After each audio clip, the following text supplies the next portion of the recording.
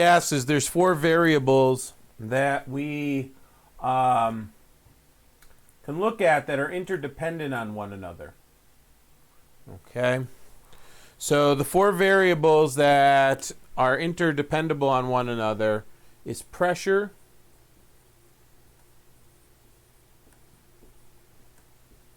okay, volume,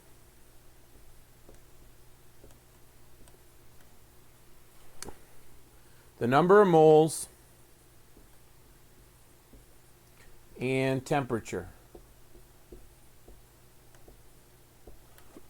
Now, in order for us to get these to work, pressure has to be in atmosphere, volume has to be in liters, moles has to be in moles, and the temperature scale we need to use is Kelvin, and we'll explain why in a little bit. Now, if I know three of the four variables, I will be able to calculate the fourth variable. Therefore, if I know the pressure, the volume, and the number of moles, I could find the temperature. If I know the pressure, the temperature, and the volume, I could find the number of moles, and so on and so forth. Okay, so the four variables are interdependent on one another and help us figure out the fourth variable. Okay, so if I know three, I can figure out the fourth. How they're related are based on certain laws that are out there, and there's laws based on who was studying what, or what the scientists give credit for and what they were studying and things like that. Each one of these laws we're going to talk about looks at, okay, essentially keeping two of these variables constant and adjusting the other two and finding their relationship.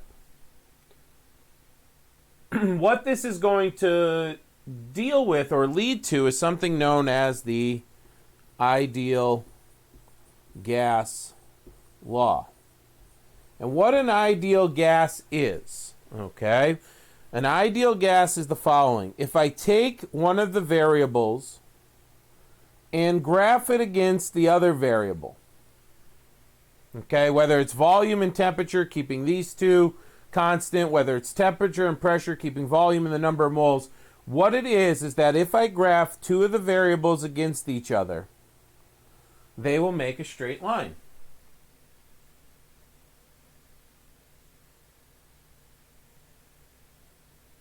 Okay, they'll make a straight line, graphing two of the variables, keeping two of the others constant.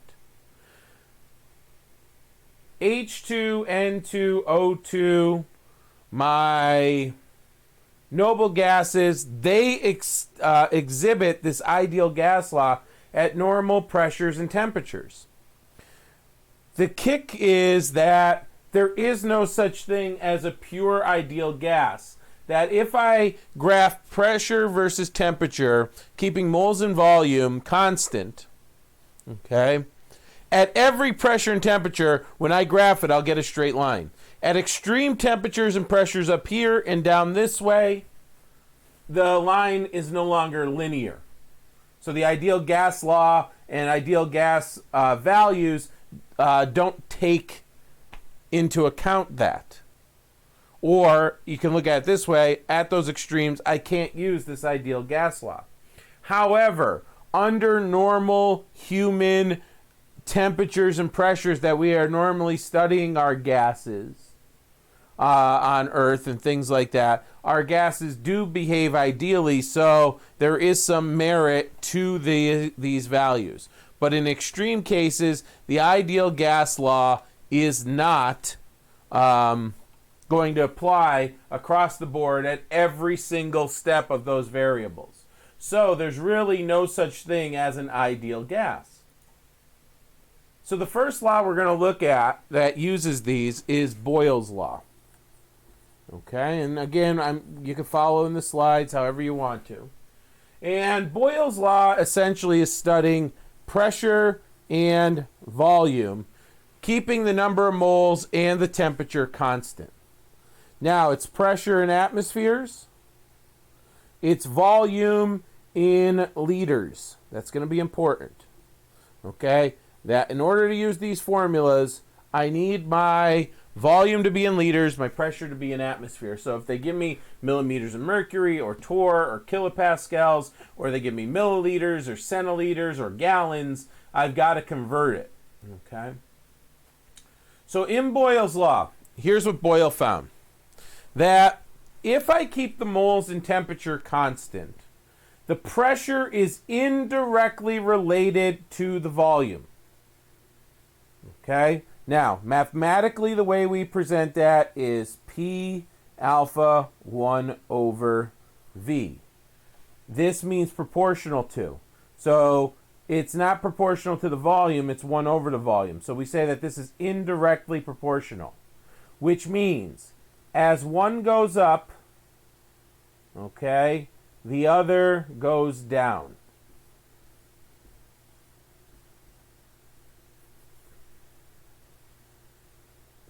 Now that makes sense if you think about a gas. If I have the same moles of gas at the same temperature, and I have it in a liter container, my pressure is going to be some value. If I change that liter container and take that same moles at the same temperature and put it into a, instead of a liter, 100 ml container, a 0.1 liter container, then my pressure is going to increase. If I take that same number of moles of gas and out of a liter and put it in 5 liters, the gas is going to have more room to stretch out, so my pressure will decrease. So Boyle's law basically looks at volume and pressure, keeping temperature and the number of moles the same. Okay. So, if we were to write this Boyle's law out using this information, what we would write for Boyle's law is this. Pressure times volume equals some constant value. Okay? So that is Boyle's law. Boyle's law basically says that if I keep moles and temperature constant, pressure and volume are indirectly proportional to one another. Okay, so if I graph volume versus 1 over pressure or pressure versus 1 over volume, I'll get that linear relationship. Okay.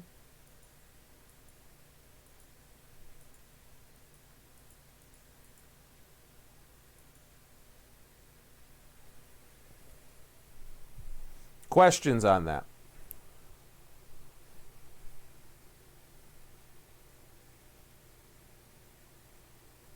Now we're going to tie all of these laws together to make one uniform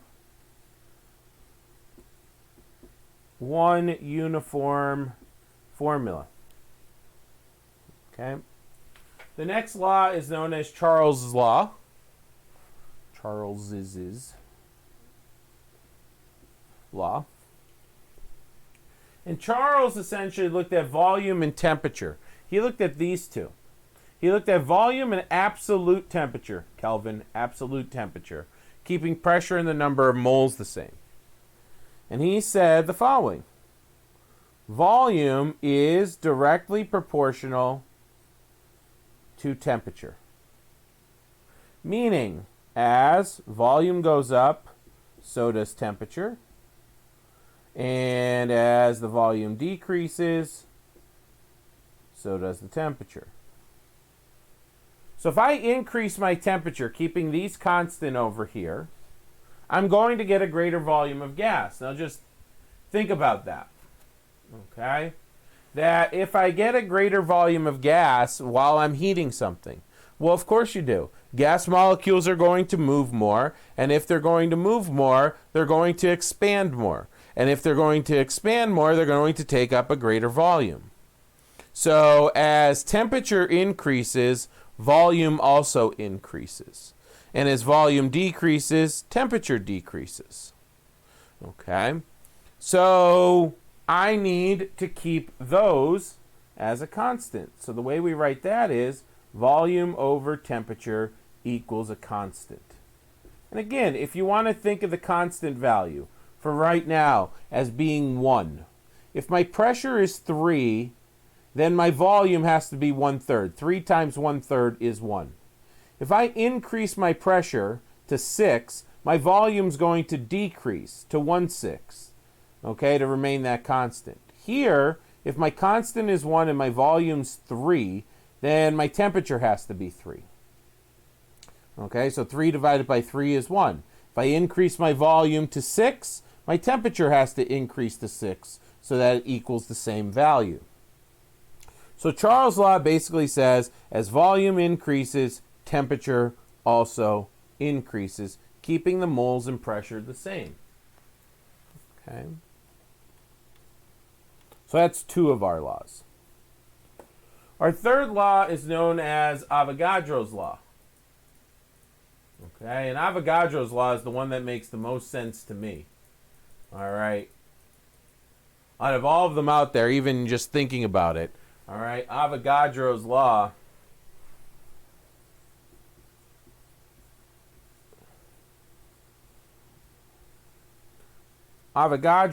says, listen, if I increase the number of moles of gas, I increase the volume, keeping the temperature and the pressure the same.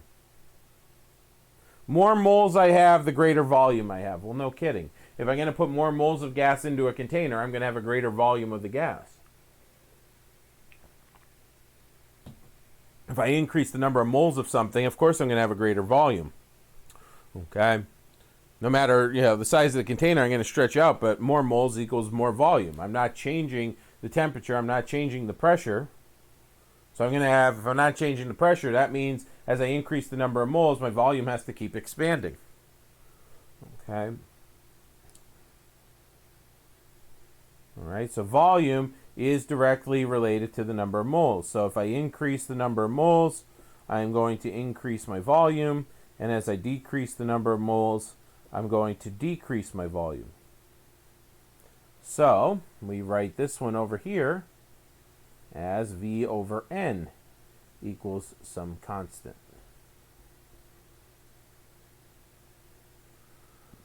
If I could spell.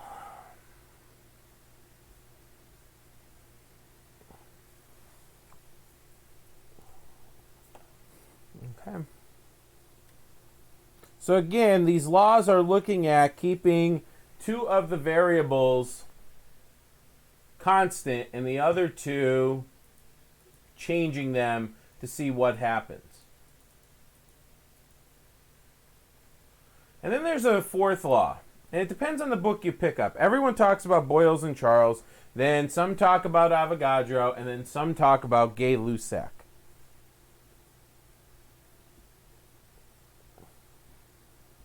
Okay. Gay-Lussac's law. And Gay-Lussac's law is given that, hey, I'm going to look at pressure and temperature, keeping volume and the number of moles constant. But there's an issue here. But here's what happens. Pressure is directly related to temperature. As pressure goes up, or as temperature goes up, so does the pressure, and as the pressure drops, so does the temperature. Okay. So essentially we say P over T equals some constant. But the issue is this. There's a little controversy with the gas laws. All these formulas are correct, but Gay-Lussac never studied pressure over temperature. Okay? Gay-Lussac really studied volume over temperature, keeping pressure and the number of moles constant, just like Charles did. As a matter of fact, Charles' law used to be known as the law of Charles and Gay-Lussac, and all of a sudden just became Charles' law, and Gay-Lussac got thrown over here. To raise controversy even more, he didn't study this, and the law is named after him. A little bit more controversy that's thrown out there is that some people say that Gay-Lussac published unpublished works by Charles and didn't even publish his own work. That Gay-Lussac's published works were really unfinished works of Charles, and Gay-Lussac just took them and published them as his own.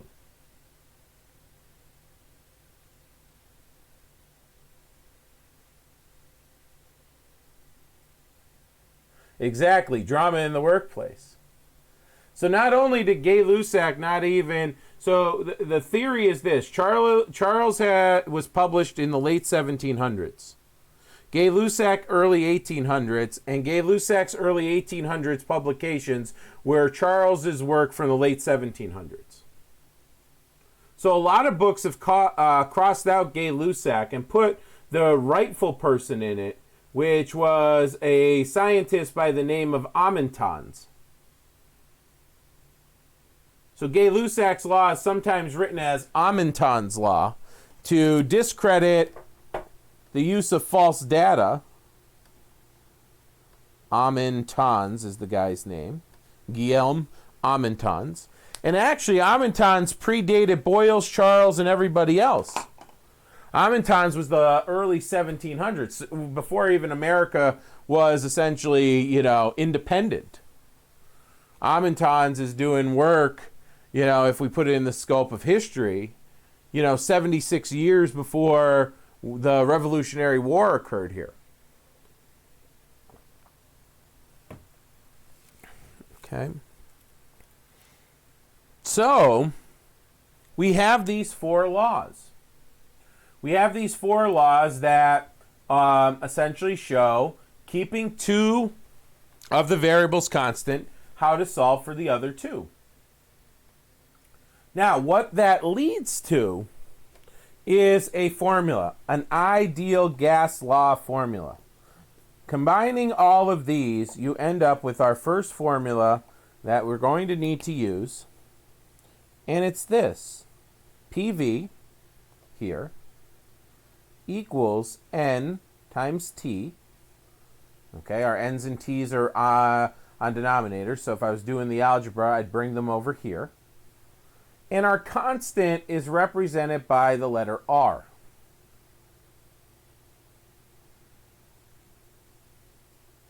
R is known as the ideal gas constant. Okay? And that value never changes. So our first formula we're going to need is PV equals nRT.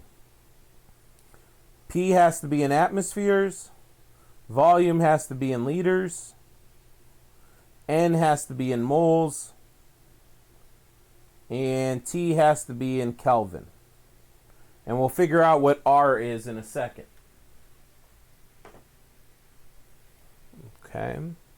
So PV equals nRT. All right, questions on this?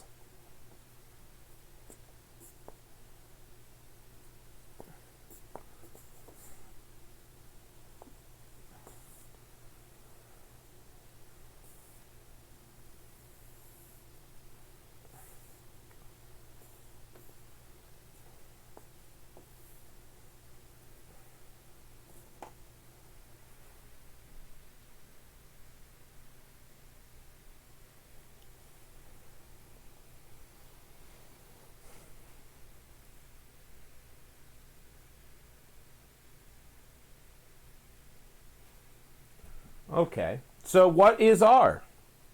All right, so if I write out the formula PV equals nRT,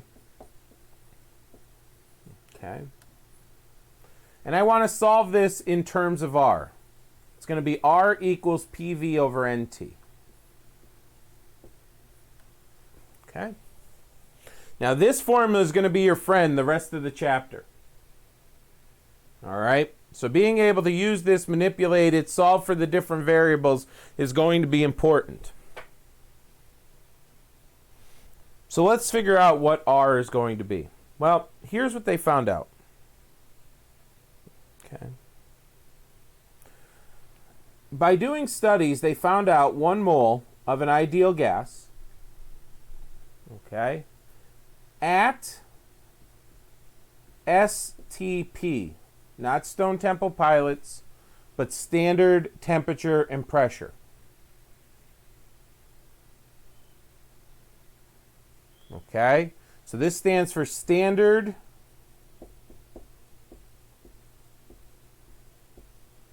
temperature and pressure.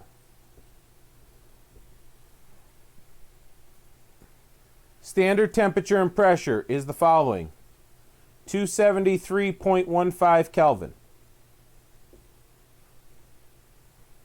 Standard pressure is 1 atm.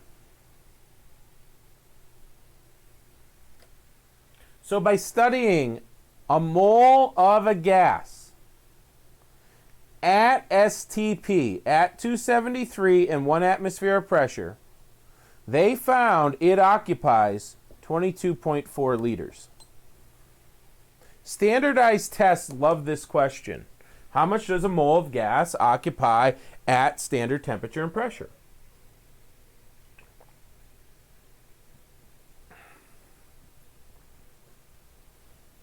Okay.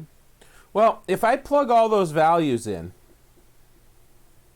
here, I know the temperature, I know the pressure, I know the volume, and I know the number of moles. So my pressure is 1 atm.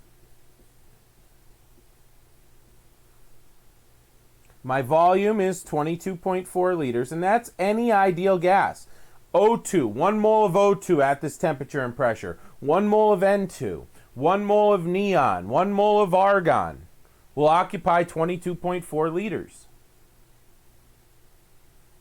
1 mole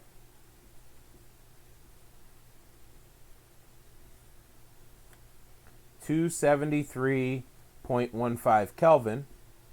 There's our conversion, if you remember, to get from Celsius to Kelvin. That's why. If I do the math for this, R is equal to 0.0821 atmosphere liter per mole Kelvin.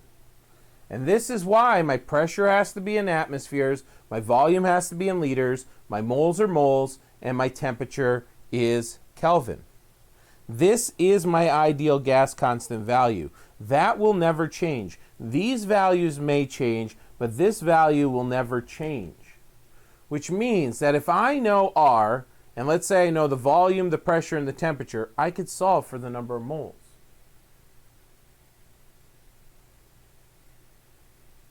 Okay.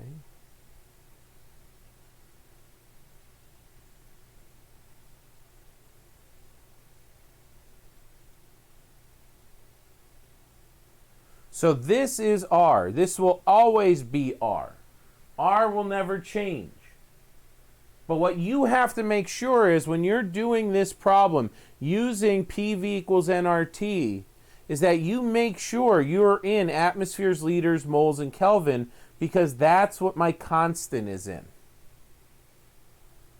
So let's do an example problem, okay?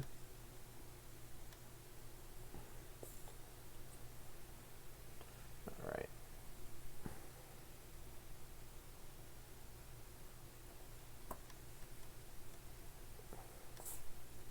Let's say I have 3 moles of an ideal gas at 300 Kelvin in a 2.0 liter container, and I want to know what the pressure is. Okay, so I have N, I have T, and I have V. I'm in moles, I'm in Kelvin, I'm in liters, and I want to find the pressure. So I'm going to rewrite this formula in terms of pressure. nRT over V. Divide each side by V.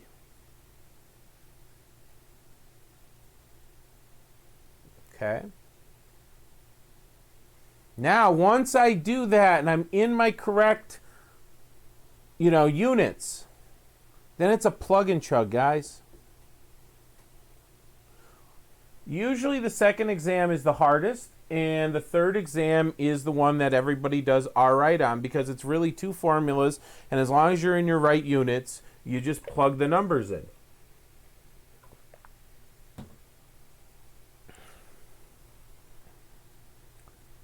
So the number of moles, 3 moles, are 0.0821. All right, I'm going to stretch this out. Atmosphere, liters per mole, Kelvin. My temperature is 300 K. Okay. And my volume is 2.0 liters. Now, my moles are going to cancel out. My moles are going to cancel out. Liters, liters, Kelvin, and Kelvin. And I'm left with my pressure units of atmospheres. So that's good. Now, if I do the math, I've got essentially 450. Give me 1 second here. I got 450 times 0.0821. All right, I'm getting my pressure to be, and you could double check my math, 36.945, and doing sig figs here, 1 sig fig if we want to, we'd say approximately, based on the data I was given, 40 atmospheres of pressure.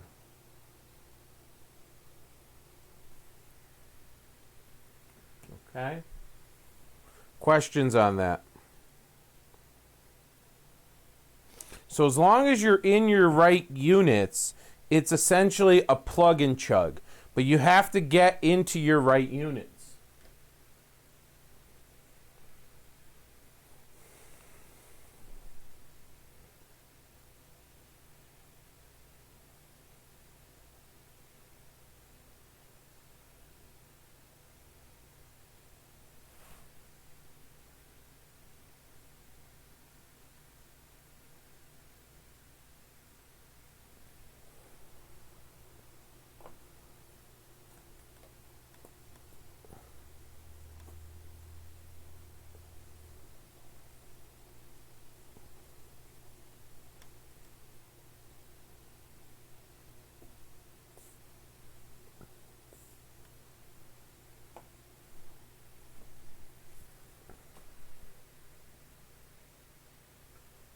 Yep, liters cancel out.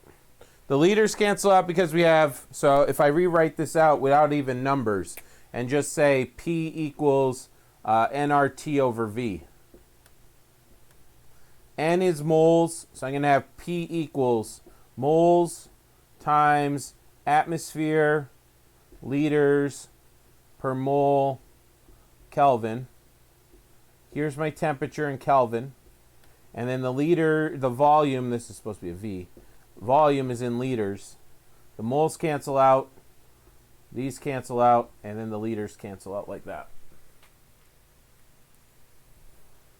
So a mole times 1 over a mole cancels out. A Kelvin times 1 over a Kelvin. And then when I bring this up, it's really a liter times 1 over a liter.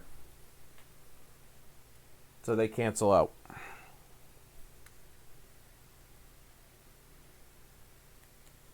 Okay. All right, let's look at another problem. What if the problem said this? I've got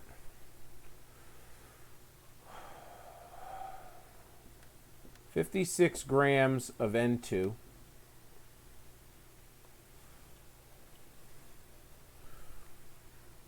I'm at 1,520 millimeters of mercury. And I'm in a 300 or 3,000. Let's do this. 3,000. We'll make this 56.00 just so I could have 4 sig figs. A 3,000 milliliter container. And I want to know what my temperature is that I have my flask at. Okay, what does my temperature equal? All right, first thing I want to do is manipulate this equation to solve for T. T is going to equal PV over NR. I'm going to divide each side by NR to isolate T. So T is going to equal, well, I know what R is. R is 0.0821 atmosphere times liter per mole Kelvin. Okay. Now, I need to plug in P, V, and N. And unlike the last problem, they didn't give me N, but they gave me the grams. They didn't give me atmospheres, but they gave me millimeters of mercury. So here's my pressure. Here's my volume. Here's where I'm essentially going to get my moles. But I got to do some work. So I got to make sure I'm in my right units. So the first thing I want to do is get rid of my volume and make it into liters. Well, to do that, we got to move our decimal 3 to the left. Milliliters to liters. Here comes chapter 1 back to haunt you again. So 3,000 milliliters is really 3 liters. Okay? So I've got to convert this to liters. Number 2, my pressure's in millimeters of mercury, and I need it in atmospheres. So I've got to convert 1520 millimeters of mercury. I go and look it up. It's 760 for every 1 atmosphere. So my conversion is 760 millimeters of mercury is 1 atmosphere. This cancels out, and I'm left with 2 ATMs. So my pressure is 2 ATMs. Okay. The last thing is, I need the number of moles. Well, they gave me grams. 56 grams of N2.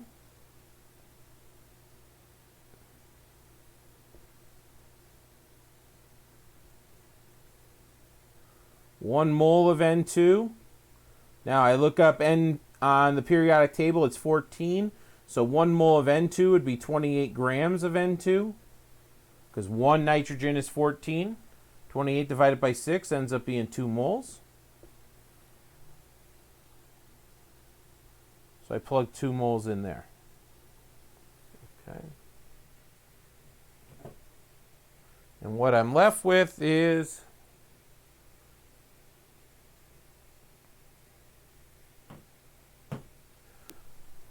atmospheres cancel out, liters cancel out, moles cancel out.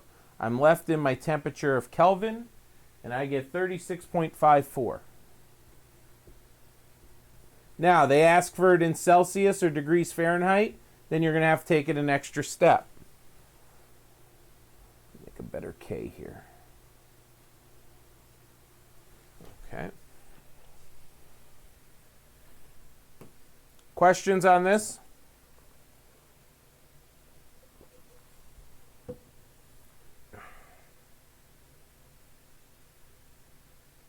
The key is it's the same process over and over. You just have to make sure you're in your correct units. It does. Just Trenton, make sure you're in your... no, we're just going to use it and combine it in different areas. But no, it doesn't get more difficult as long as you pay attention and get it into the correct units. We're going to use it to do different things, but it's the same process over and over. Volcano insurance, volcano insurance, volcano insurance.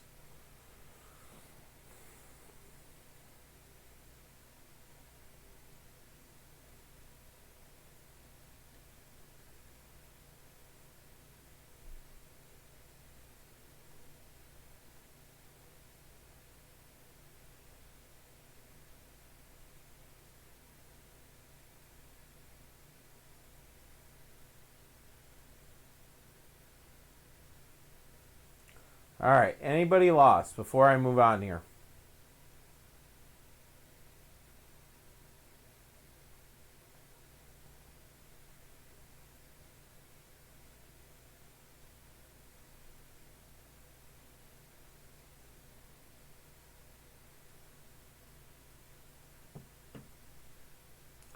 Well, it's not that it's always standard temperature and pressure, Rachel. Because here we're not in standard temperature or standard pressure. The fact of the matter is the 0.0821 got calculated from those values. Every 1 mole of an ideal gas at STP occupies 22.4 liters is how this was calculated. So this number never changes. But these could. This will work not at standard temperature and pressure, but that's how it was calculated.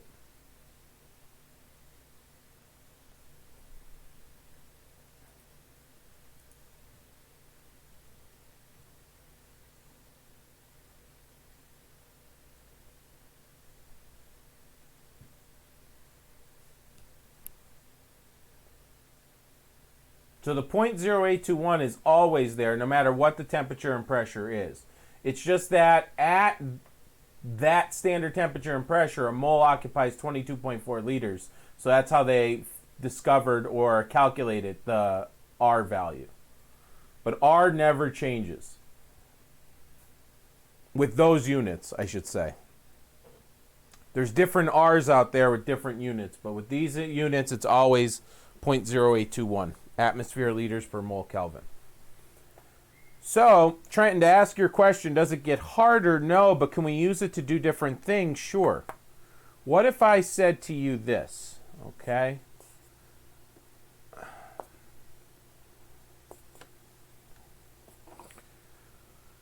I want you to find, okay? I want you to find the oh, that doesn't work anymore. Let's see if it does.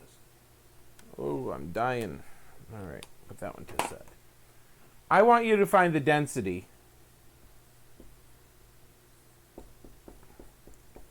of, I don't care, O2. I want you to find the density of O2, okay? If I have 96 grams, okay, at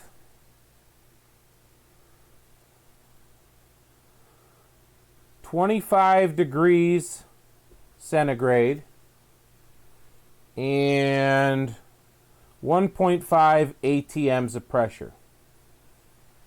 Okay? So imagine that was the problem. Find the density of O2. Okay, I have 96 grams of it at 25 degrees Celsius. All right, and 1.5 atmospheres of pressure. All right, so down here I'm going to write the density formula. Density is equal to, if you don't remember, mass by unit volume. Now, here's the deal. They already gave me the mass. Great. They told me I have 96 grams of it. I have 96 grams of O2. What they didn't tell me is the volume. Well, how am I supposed to calculate the density if you didn't give me a volume? But what did you give me? You gave me a mass, you gave me a temperature, you gave me a pressure.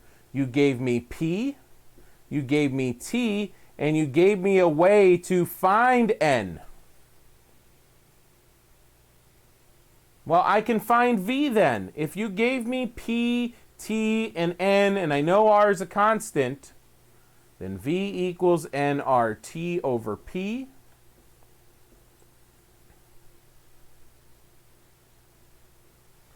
V equals, well, I don't know what N is yet. I know R is 0.0821 atmosphere liters per mole, and I'm going to shorthand it Kelvin. I know my temperature, add 273.15, is 298.15 Kelvin. I know my pressure is 1.5 ATMs. That's in the correct units. Okay, so this is convert to Kelvin. And now I've got to take my 96 grams of O2 and convert it to moles to work out. There's 32 grams per 1 mole of O2. So that means I have 3 moles of O2. So I'm going to put 3 moles up here. Moles are going to cancel out. Atmospheres are going to cancel out. Kelvin's going to cancel out. And I'm left in liters.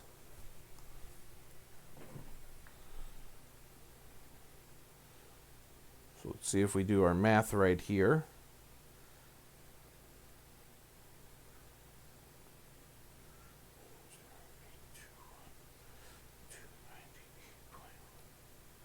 I'm getting my liters to be 49 liters, give or take. My volume equals 49 liters. Now, that's not what they asked me. They asked me what the density is, but now I used PV equals nRT. And if I take 96 divided by 49, 1.96. My density is roughly 1.96 grams per liter. So does it get more difficult? No. But can I use it to find different things? Sure.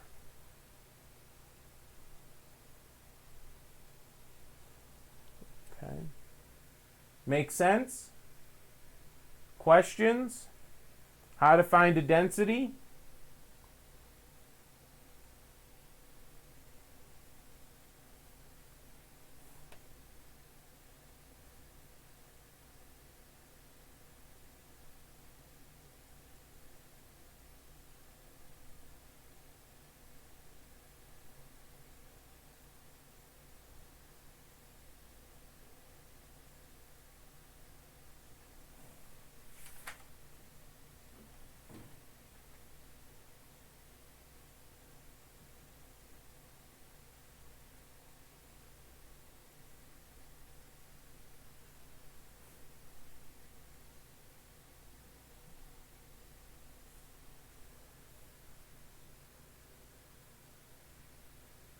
This here, the 298, where did that come from? Is that what you're asking, Danielle?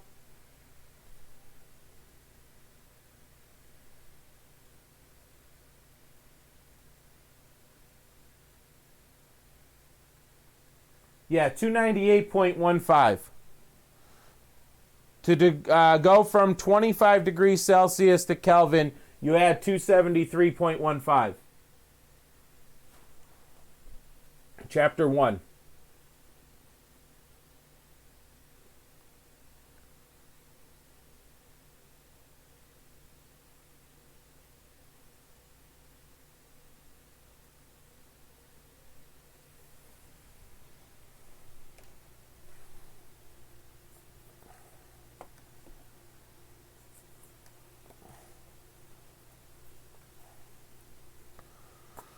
Okay, I like to call using PV equals nRT a snapshot.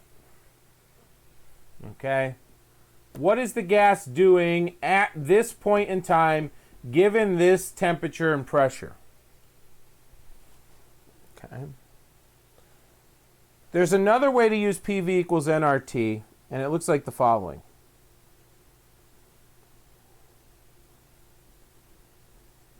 All I'm doing is setting these two equations without R, and I'll show you in a second. Okay, so if I write in terms of R again, R is equal to PV over NT. Okay. No matter when I have the gas and at what pressure and volume and temperature and number of moles, R is always going to be 0.0821. So whether I have it at 1 atmosphere or at 2 atmospheres, this value is not going to change. The other values will change, but this one won't, so we could set them equal to one another. I like to call this the change problem. Okay? So when you read a gas problem, you have to read, is it a snapshot or is it a change? And the way you'll know is, if they give me a pressure, let's say a volume and a temperature, they give me one of each with no duplicates, it's probably a snapshot and use PV equals nRT. But if they give me something like this, they say I have a gas, okay, I have 1 mole of a gas at 100 degrees Celsius, okay, if I increase it to 3 moles of a gas, what is my new temperature? Okay. This is a change type problem. The way I know, they give me 2 different moles, or they'll give me 2 different temperatures, or they'll give me 2 different pressures. Now, they'll do 2 things here. They don't mention, okay, in our problem here, they don't mention pressure and they don't mention volume. If they don't mention them, we can assume they're constant and they're not changing. So they're non-existent in our change formula. They might give you values, but if they don't give you any values, you could either plug 1 in here or just ignore them. So what I like to do is write the formula out, P1 V1 over N1 T1 equals P2 T2 over N2 T2, and cross out what is constant and rewrite the formula for myself. So the formula is then N1 T1 equals N2 T2, and then plug it in. 1 mole at 100 degrees Celsius, and you can convert it to Kelvin. We'll stay consistent. 373.15 Kelvin is equal to 3 moles times whatever my temperature is that I'm looking for.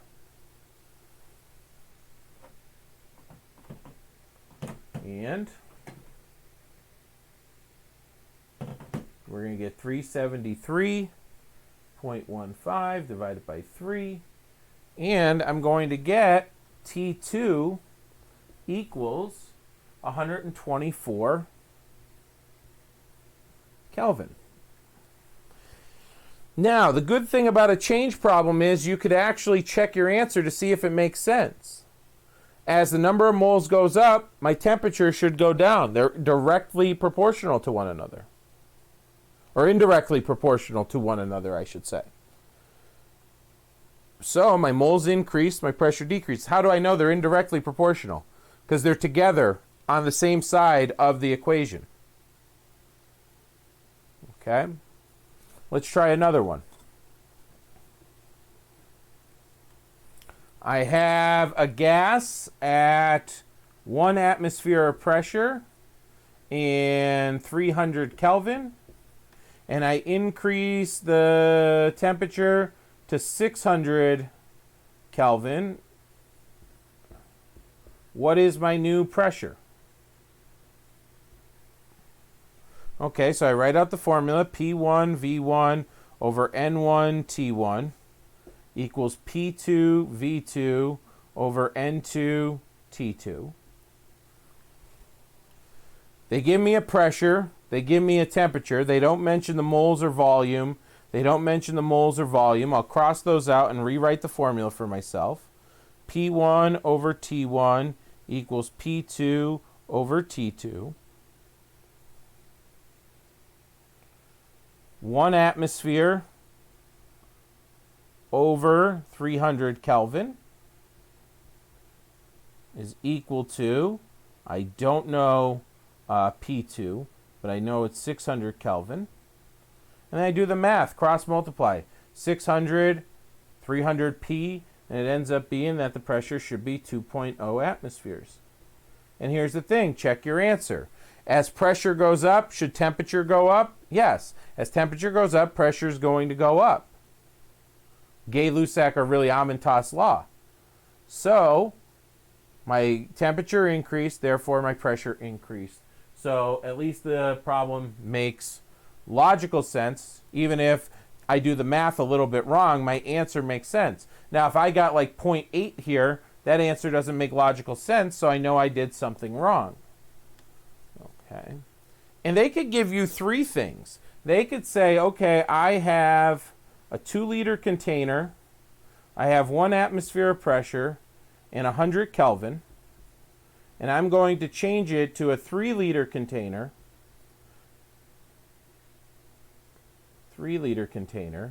I'm going to decrease the pressure to 0.5 atmospheres. And I want to know what the new temperature would be. Well, here now I can't predict because one's going up, one's going down. What's going to take precedence? So I just got to figure it out mathematically. So write out my formula.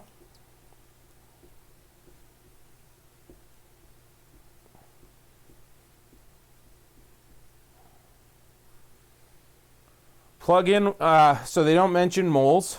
So we get rid of moles. So we're left with P1 V1 over T1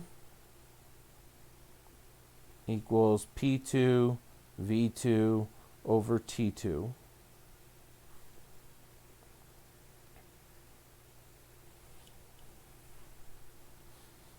Okay.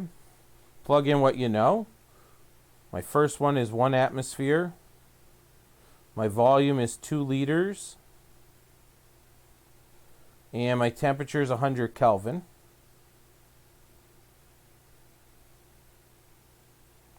My second pressure is 0.5 atmospheres. My volume is 3 liters. And I don't know what T2 is. Okay, so we got to solve for that. We got to cross multiply and all that fun stuff. So I'm going to take 3 times 0.5 times 100 divided by 2, and I'm going to find out that my new temperature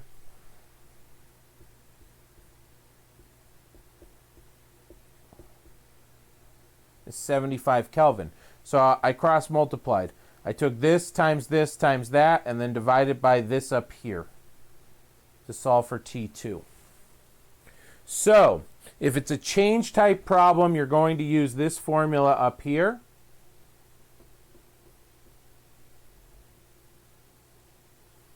If it's a snapshot, and the way to tell very easily, do they give me 2 of the same units? Then I'm probably using this one.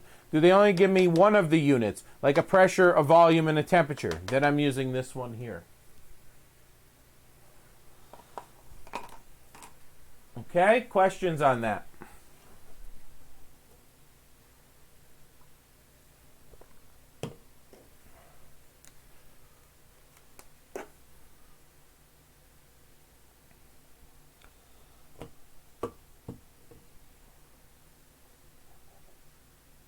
How I manipulated the last, how I solved for T2? This right here? Cross multiply.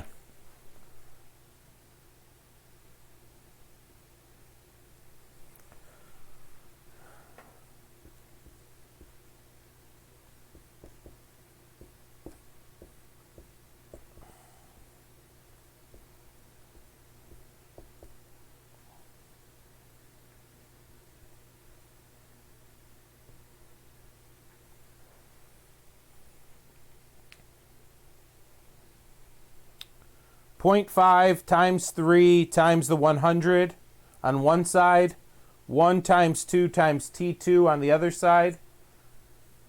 Divide each side by the 1 times 2.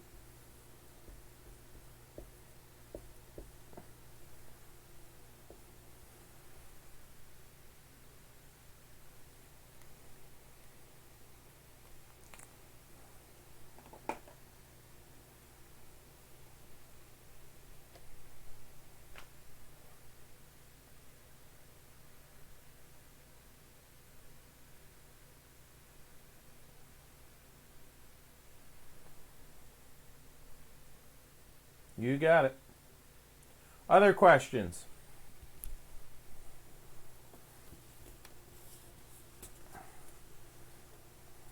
So make sure, is it a snapshot or a change type problem? Number 2, make sure you're in your correct units. After that, it's plug and chug and do the algebra, guys. It's simple. I don't mean to underestimate if you're confused that it's simple, but I don't want you getting discouraged. Okay? Homework on the slides.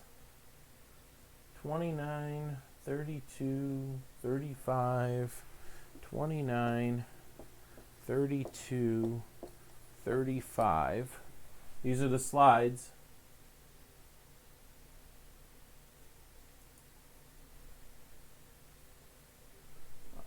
42.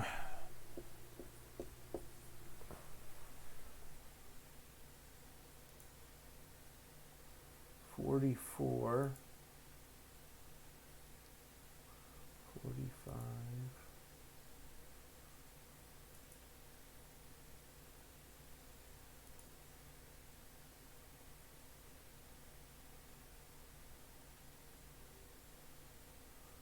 44 to 49. 44 to 48.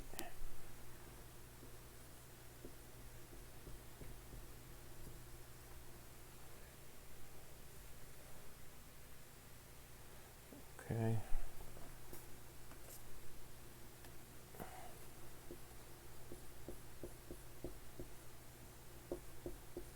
In the book,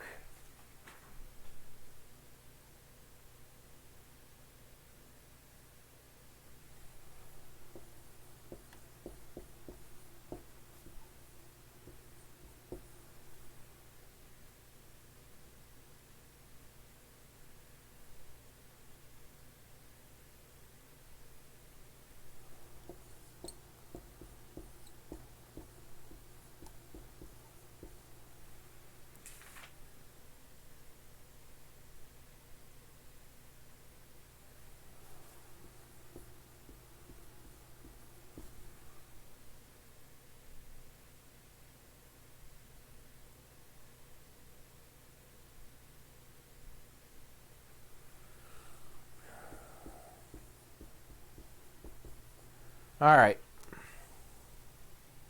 So we have slides 29, 32, 35, 42, and 44 through 48 are all example problems that are worked out that we covered today. And then from page 248 to 250, 5.16 to 5.37, 5.45 to 5.52. Okay.